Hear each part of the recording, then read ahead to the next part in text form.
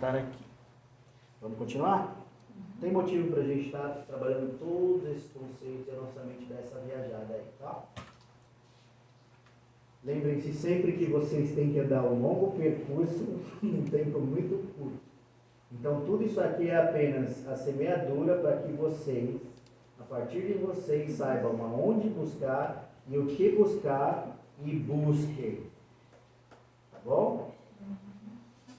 Pelo pensamento, os espíritos imprimem a esses fluidos esta ou aquela direção. Pensem no passe. Eles os aglomeram, combinam ou dispersam, organizando com eles conjuntos que apresentam uma aparência, uma forma, uma coloração determinadas. Mudam as suas propriedades, assim como o químico muda a propriedade dos gases ou de outros corpos, combinando-os segundo certas leis. É a grande oficina do laboratório da vida espiritual. É o arroz que a gente acabou de fazer. Não foi tudo isso que a gente fez com o nosso arroz? Sim. A gente foi lá, pegou os ingredientes, colocou a panela no fogo. Quando ela atingiu a temperatura necessária, a gente pôs o óleo, né? Quando ela atingiu a temperatura necessária, a gente põe o alho para fritar, né? Para dar aquela douradinha. Aí a gente coloca o nosso arroz, fica mexendo ele até ele ficar bem clarinho, não é? Coloca tem gente que coloca o sal na hora, tem gente que coloca depois da água, mas isso aí muda tudo no final e vira um arroz sem água, sequinho, soltinho, gostoso. Pode ser branco, mas se eu misturar ele com outra coisa pode ser amarelo, pode ser alaranjado. Então é exatamente este o exemplo que a gente faz através do nosso pensamento. Começou com uma coisa e agora é outra, não é verdade? Sim. Ficou claro, gente, o exemplo? Ficou. Estudem, tá? O Livro dos Médiuns, capítulo 8, Laboratório do Mundo Invisível. Lá vocês vão ter uma elucidação maior, muito mais exemplos de tudo isso que a gente falou aqui, tá bom? Eu não pus mais nada disso aqui, quem não procurar vai ficar aí a ver na vida. É uma referência, se virem. Vocês vão ver o quanto eu ralei que vocês têm esses conhecimentos, agora vocês têm que aprimorar. Eu estou dando a vara, agora vocês vão lá e pegam. Tudo bem? Tá fácil de entender? Julião? Amém. Obrigado, tá bom? Podemos continuar? Basta que o espírito pense alguma coisa para que ela se reproduza. Como basta que ele entoie uma canção para que ela repercuta na atmosfera. Então, basta pensar, automaticamente essa coisa vai se materializar, vai se reproduzir. Aonde? No universo. Exatamente, mas no meio fluídico. Lembra que o pensamento é para o homem, né? O pensamento é para o homem, o espírito, que a mão é para o homem, tá? Olha que legal, o bebê pensa um monte de coisa, né? Ele está aprendendo com tudo. Tudo que ele olha é um conhecimento novo. Então a cabeça dele vai construindo um monte de máquinas. E nenhuma delas é inferior. Por quê? Porque ele não abriu ainda a mente dele para a consciência de outras vidas. É o estado da infância tão importante para que nós pais vamos lá e semeemos coisas boas. Para quando ele despertar a consciência milenar, ele tenha como chocar conhecimentos de antes, de agora, o que aprendeu dos pais que é bom e o que ele está sentindo vontade de fazer, que em contato com aquilo que os pais ensinaram não é muito bom, e aí ele tem um conflito. Por isso que eu falo para vocês que todo conflito é produtivo. Porque quer dizer que é você e seu espírito conversando, o seu eu atual com o seu eu antigo, para decidir o melhor caminho a seguir. Senão você só seria levado pela maré. Lembra que a gente está na carne, e o que a carne faz? Ela facilita e intensifica a manifestação de todos os nossos sentimentos, emoções instintivas. Se a gente não tiver esse mediador, o nosso espírito não tem como resgatar o que ele já viu lá atrás e tornar isso uma base forte, para ele não se deixar levar diante das situações. Tudo bem? Ricardo, uma vez que o pensamento cria, o bebê criou todo este material. Esse material é feito por quê? No plano espiritual, vamos dizer, no cosmos. O que acontece com isso que o bebê pensou? a gente vai chegar já. Quanto tempo? Não, porque se eu falar, aí eu vou atravessar o que vai vir depois. Tá bom? A sua pergunta vai ser respondida, eu garanto para você. Eu também tenho uma pergunta. É assim, tem a ver com isso? Tem. Fala. Quando você tem um pensamento que você acha que deveria realizar e não realiza, você joga esse pensamento para o espaço. E isso acontece rapidamente, uma outra pessoa realiza. É porque tinha que ser dessa forma? A pergunta é essa. Tinha que acontecer aquilo? Não necessariamente, mas eu posso responder depois? Pode. Aí a gente vai chegar nessa Guarda a parte. tua já, pergunta, já. né, que eu não confesso. Eles me prepararam, gente, vocês vão ver. Agora assim, porque todo mundo dormindo, Não né? é? Graças a Deus, porque aquele Poxa. dia me doeu na alma. É assim, por exemplo, que um espírito se torna visível a um encarnado, que possua a vidência psíquica. Deixa eu parar aqui um pouquinho. Por quê? Gente, quando o espírito se manifesta e se torna visível, às vezes a gente acha que ele se manifestou e todo mundo viu. Não necessariamente. Tá? Tem dois tipos de manifestação que o espírito pode ter. A psíquica, que é onde só os médiums vão conseguir ver para quem ele deseja se mostrar, tá? E a tangível, que é quando ele se reveste de um fluido e pode ser até tocado. Aí todo mundo vê, tá? São dois casos diferentes. É assim, por exemplo, que um espírito se torna visível a um encarnado que possua vidência psíquica, com a mesma aparência que tinha na época em que o encarnado o conheceu. Apresenta-se com as roupas, os sinais exteriores, as enfermidades, cicatrizes, membros amputados, enfim, com todas as características que tinha quando estava vivo. Como aqui nós temos essa representação de Fátima, e ela já era conhecida, já era cultuada, vamos dizer assim, por estas crianças, foi nesta forma que este espírito se manifestou. Porque ele pôde ser reconhecido, a autoridade dele por eles pôde ser reconhecida, e ela pôde transmitir o que ela precisava transmitir. Tá? Continuando esse ensinamento. Um decapitado se apresentará sem cabeça, o que não significa, de modo algum, que ele tenha conservado essa aparência. Certamente que não. Porque, como espírito, ele não é manco, nem maneta, nem estrábico, nem decapitado. O que ocorre é que, ao retroceder o pensamento à época que tinha tais defeitos, ou que isso aconteceu com ele, tá? O seu perispírito toma instantaneamente essas aparências, que deixam de existir logo, o pensamento pare de agir naquele sentido. Então nós temos uma manifestação mediúnica que o espírito fala que ele está sem cabeça. Não pode estar sem cabeça. A não ser que ele tenha lesado o perispírito dele dessa forma, isso é apenas uma criação mental. No momento que aquilo aconteceu, fica fixado essa imagem no psiquismo dele. Como ele não reconhece a situação dele no plano espiritual, né? Ele tem uma ideia, mas ele não entende isso, o que não aconteceria com quem tem o conhecimento espiritual. Então, como ele não faz ideia do mecanismo, quando ele está no plano espiritual, ele lembrou que ele ia ser decapitado. No momento que acontece, tem aquele estado onde ele fica. Ele se vê no plano espiritual e às vezes está até da cabeça dele segurando a cabeça. É pensamento, é mental, não é a realidade dele. Quando ele está lá incorporado, aí o orientador vai pegar para ele e vai falar o quê, Roseli? Que ele não está assim, para que ele se veja. Eu vou abrir os seus olhos e vou te mostrar que você não está assim na sua cabeça. Seu corpo está normal. E Teve aí... aquele dia com o Cláudio que a gente até riu. Tinha um decapitado segurando a cabeça. E ele falava para o Cláudio que não tinha cabeça. Não tinha perdido a cabeça, né? Ele E não o achava a Cláudio cabeça pergunta, dele. mas como você está falando então? E aí É tipo...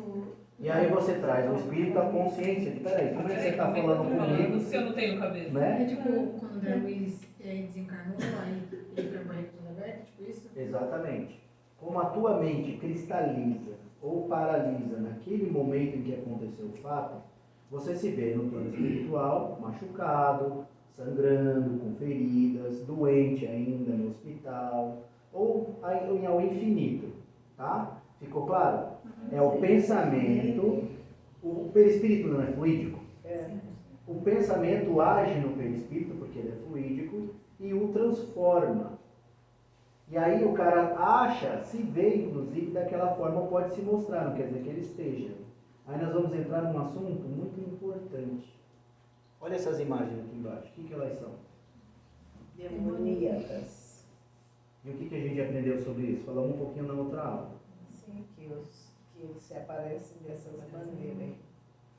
E aí o que acontece com eles no plano espiritual, a partir do que a gente acabou de aprender?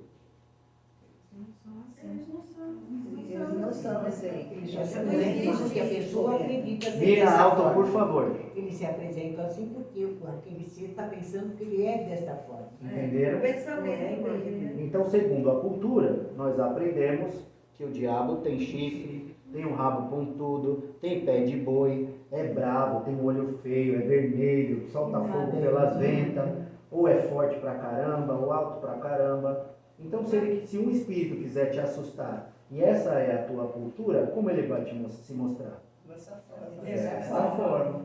O mesmo modo como a cultura como é que eu posso chamar você sem te ofender? Vai. Eu não vou dizer que são culturas inferiores, porque São culturas. não sei se seria a forma de... Culturas né? diferentes. Mas ocultista, né? Magia negra e etc. Por que eles veem esse cidadão dessa forma? Porque tem toda uma simbologia que eles acreditam e que dá poder a ele mostrado desta forma. Entenderam? Então todos eles, quando tem mediunidade, tem condição, porque essa entidade, o espírito que vai se mostrar como essa entidade, tem milhares deles. Assim como nós temos milhares de pretos velhos, assim como nós temos milhares, entendeu? Sim. Você entendeu? É o que? É uma figura que a cultura te passou, mas que não é daquele jeito. São apenas espíritos. O cara aparece feio desse jeito assim para vocês, pode falar para eles, eu sei que você não é assim, pode se mostrar, não tenho medo de você. Porque eu sei, primeiro, que você não pode encostar em mim, não pode me fazer mal nenhum, e você não é assim, então para que você não vai me assustar. Quando a gente se assusta? Quando a gente não tem o conhecimento. Agora, quando a gente tem o conhecimento, a gente não se assusta. Desculpa, gente, não é, o Ricardo se acha, nada disso. Eu não tenho medo de espírito nenhum que se apresenta para mim, porque eu sei que eles não são desse jeito. Os mais inteligentes nem se mostram dessa forma mais. Sabe, os que já me conhecem, que me estudam, nem se apresentam mais. Porque eu não tenho medo e eles sabem que eu sei que eles não são assim. Agora, tem espíritos que não sabem que estão naquela forma, porque foram transformados naquela condição por outro, influenciados pelo pensamento de criaturas que têm mais conhecimento e força mental. E a partir daí, mudam o perispírito daquele irmão, como numa hipnose. Levam ele a acreditar que ele é daquele jeito. Ele passa a se ver daquele jeito. Entendeu? Ricardo, também tem assim, um encarnado que pensa assim, né? Seria isso? Esses caras que fazem a transformação, que estão a orelha, né? Ele não é assim, mas ele se põe daquele jeito para ele, né? Exatamente. Intimidar, né? Eu não vou afirmar, mas eu vou sugerir que talvez esse irmão ainda esteja escravizado por uma ideia que o inimigo do passado que o acorrentou por longa data, por um longo período, colocou através da hipnose na mente dele. Então aqui ele tem a necessidade de se ver assim, senão ele não consegue viver. Então ele precisa ir lá e transformar o corpo dele. Você vê, tem muitas pessoas, não é uma nem duas, que se transformam em imagens demoníacas, grotescas, né? Porque eles se veem dessa forma, isso está na mente deles. Mas isso é um recurso inferior. Isso é uma lembrança ruim que continua na mente deles. E por indução ainda está atuando na mente deles. O cara realmente se olha no espelho e vê outra coisa. Enquanto ele não transformar o que ele vê no que para ele é, ele não sucede. Então não para. E como é que a espiritualidade dá um freio nisso? Porque ele está aqui para evoluir. É quando dá uma infecção, alguma coisa dá errado, o cara quase morre, fica um tempão internado, né? Ou perde perde aquela parte e não tem mais jeito de repor e outras coisas acontecem. É aquela coisa que a gente aprendeu. Há males que vêm para bem. São recursos que a espiritualidade às vezes usa quando a gente está se perdendo. Lembra que ninguém retroage? Sim. A gente pode estagnar, parar da onde a gente veio, da onde a gente começou. Mas a gente nunca volta dali para trás. Nem na condição de void. A gente nunca volta dali para trás. O que acontece? Se eu vim para progredir e eu não vou progredir, a espiritualidade pode até, ela vai usar vários recursos para a gente progredir, mas ela pode até interceptar a nossa encarnação para que a gente não se prejudique ainda mais. Só que esses são casos extremos, a gente sempre aprende alguma coisa, tá? Ainda mais na condição que a gente está hoje aqui. Ficou claro? Me veio que esses irmãos, eles se colocam nessa posição porque eles se sentem inferiores, se parecendo com a gente. Também. São várias as causas, né? Mas como é que ele volta numa próxima encarnação? Ele vem todo deformado? Ou ele é sempre abortado? Se ele mutila o próprio corpo? Exato. Sim. A minha pergunta era essa, se ele não lesa o perispírito. Se ele mutila o próprio corpo, se é por livre-arbítrio, ele lesa o perispírito. Vamos abrir a nossa mente e derrubar alguns dogmas construídos no Espiritismo. Existem atenuantes. Entendeu? O cara está preso numa ideia cristalizada do passado, mas ele é uma boa pessoa, não faz mal para ninguém, né? Ele não faz nada pelo bem dele, nem dos outros. Ele faz isso com o perispírito dele, mas ele também não prejudica seu ninguém. Então o problema é dele com ele. Ele vai lesar o perispírito? Com certeza, é livre-arbítrio. Ele decidiu mudar o corpo. Então ele vai mudar o seu perispírito, porque vem dele. Lembra que eu falei? Quando você se suicida, você destrói seu perispírito. Você desagrega nele os fluidos que tinham se organizado. Dependendo da região que você afetou, você pode lá do outro lado se ver totalmente desfragmentado, no caso dos homens bomba. Tá? Mas quando o cara vai lá e arranca a tua cabeça, ele não arrancou a cabeça do teu perispírito, a parte da cabeça do teu perispírito. Tá? Ele não tem esse poder. Só a tua mente pode fazer isso contigo. Entenderam? Deixa eu só te fazer uma pergunta, desculpa.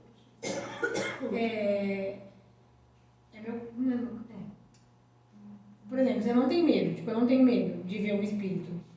Ele pode, mesmo assim, continuar mexendo com você? Porque, por exemplo, eu já fui acordada de madrugada, né? Sim. Eu vi, voltei a dormir e mexeram no meu pé. Aí eu acordei e falei, posso dormir? Eu tava na cozinha, aí eu vi, aí eu falei, deixa eu fazer minha comida. Mesmo assim, foi nesse dia que eu chorei pra caramba e eu senti aqui no coisa. Senti mexer, sabe? Vibração intensa. Tem esse. Por quê? Eu não tenho medo, mesmo assim eu vim pra me deixar com medo, entendeu? Tocar em mim. Quando você tem conhecimento, você não teme a imagem do espírito. E quando você tem conhecimento, a tendência é que você trabalhe para o seu melhoramento. Para que um espírito te persiga, o que existe entre vocês dois? Afinidade, uma sintonia. Por uma dívida. A dívida, por afinidade, nós contraímos essa dívida. E a dívida persiste porque existe afinidade. Concordam comigo? Primeiro ponto. Segundo ponto, um espírito pode agir sobre qualquer pessoa, nesse ponto que a Gabi falou, dela se sentir tocada por ele? Não. Quem pode sentir? Quem é médium. Quem é médium. Tá? E tem que ter uma mediunidade peculiar. O espírito pode tocar na matéria da Gabi? Não. Então ele vai tocar onde na Gabi? Perispírito. Exatamente. E é onde ela vai sentir. Isso não acontece se não houver uma dívida e um processo onde esse espírito está ainda com livre acesso para conseguir criar essas impressões. O que te assusta nos espíritos não é a aparência que eles trazem, mas é a sensação que o fluido dele traz para você. Então vamos dizer que você tem um espírito que te persegue e você é culpado. Logo, ele tem uma força sobre você. Porque ele é o cobrador e você é o devedor. Inconscientemente, consciente você não sabe disso, mas inconscientemente você manifesta essa coisa, essa postura, você se coloca como devedor. Logo ele tem uma influência, uma autoridade, não vou dizer que é autoridade, mas entre aspas, uma autoridade sobre você, porque você deve para ele. Então ele tem uma porta aberta para te acessar. E se tu é médium e tem uma energia que permite isso, ele vai tocar seu perispírito e você vai sentir. A mediunidade precisa estar extremamente desenvolvida, aflorada, sem nenhum tipo de proteção, para que isso aconteça. O que a gente está fazendo aqui? Construindo essa proteção. Porque o conhecimento que fecha as portas. Se eu não sei o que fazer, eu não faço nada para melhorar a situação nenhuma. Faço? Não. Eu faço? Eu me esforço para melhorar alguma coisa quando eu não sei o que fazer? Agora, se eu tenho um caminho, o que eu vou? Me esforçar para melhorar a situação. Então, por isso que estudar para o médium é sobrevivência. Tudo bem, gente? É sobrevivência. Conhecimento liberta. O que Jesus disse sobre isso? E a verdade vos libertará. Porque eu não preciso nem falar nada do que o Cristo disse. Lembra que eu falei para vocês já um monte de vezes? Se eu não vejo os sintomas, eu não sei que eu estou doente. A partir do momento que os sintomas se manifestam, eu sei o que eu preciso tratar, eu preciso cuidar, que caminho eu vou tomar, não é? Eu trato uma dor de garganta, que nem eu trato uma torção no pé, são coisas totalmente diferentes, né? E são os sintomas, o conhecimento dos sintomas que vão me mostrar os meios para combater determinado tipo de mal, não é verdade? Isso é o que nós estamos fazendo aqui hoje. Por isso que eu disse, essa é uma das aulas mais importantes para a nossa vida. Porque a gente vai precisar, a gente vai precisar desmistificar um monte de coisa para reassumir o poder sobre nós. Tá bom? Pessoas que têm um equilíbrio constante por mais tempo, aquelas pessoas que a gente admira, que a gente inveja, são pessoas que têm esse entendimento e sabem lidar com isso, sabem fechar a maioria das portas, eu não disse todas, a maioria das portas. Isso é fundamental para você ter paz, para você ter equilíbrio. Não tem equilíbrio onde não tem conhecimento. Porque sem conhecimento não tem fé. Como é que você vai adotar um modo de vida se você não acreditar que aquilo é útil para você? O que é a fé? A fé é quando você se conhece, né? Questiona até o último, responde todas as tuas dúvidas, e quando você não tem mais dúvidas, aquilo vira para você uma verdade. E a partir do momento que aquilo se torna uma verdade, você vive aquele conhecimento, aquele esclarecimento. Até então, o que a gente faz? A gente está aqui, está aprendendo, a gente sabe, mas não executa. Quando você não tem mais dúvida, você executa. Você tem força e não tem seu ninguém mais forte que você. Tudo bem? Confia no que eu estou dizendo. Ninguém é mais forte do que a gente. Espírito nenhum é mais forte do que nós. Porque a gente está na carne, ele não está. Está entendendo? Quando a gente vê que a gente pode melhorar a nossa energia a partir da nossa transformação e que isso mantém os caras longe da gente, que nem aquele instrumento que tem lá na frente, lembra? Que solta aquela luz que eles não suportam, vai acontecer o mesmo com a gente. Eles não vão conseguir chegar perto da gente, não vão conseguir influenciar o nosso pensamento, nossas atitudes, nossos gostos e mais nada. Tudo bem? Ele não tem acesso ao corpo, ele só tem acesso ao perispírito. Sim. Então eles não chegam a gente. Só que quando ele tem acesso ao teu perispírito, ele tem até acesso ao teu corpo. Se ele guiar você por um caminho ruim, você vai fazer o que ele quer. E não o que você quer. Ele não pode nem chegar perto do perispírito. Não tem como. Se você estiver numa boa, em equilíbrio, ele não vai chegar no teu perispírito. É preciso que tenha afinidade. Entendeu? Quando corta a afinidade, ele não pode te alcançar. Aí o que ele vai fazer? Ele vai sair caçando alguém para ele se aliar, que tenha condição de te alcançar, que tenha alguma afinidade ainda com você. O seu pensamento. Quando ele, exatamente, quando ele vê que não tem ninguém, que ele não consegue mais chegar perto de você de jeito nenhum, ele vai desistir. Entendeu? Aí começa a perguntar, cadê aquele cara? Porque ele para de te ver. E aí naquele desejo ele fala, o que aconteceu que fez ele sumir? Isso é fundamental para que ele desperte o desejo de entender como é que aquela pessoa ruim desapareceu. E aí a gente, sem querer, acaba influenciando ele. Entendeu? Aqui acontece, né? Muito disso. A gente vê muito disso aqui. Gente, já passou 1 hora e 5 minutos. Alguém precisa de banheiro? Já. Não? Eu vou cortar aqui para a gente passar para o próximo passo.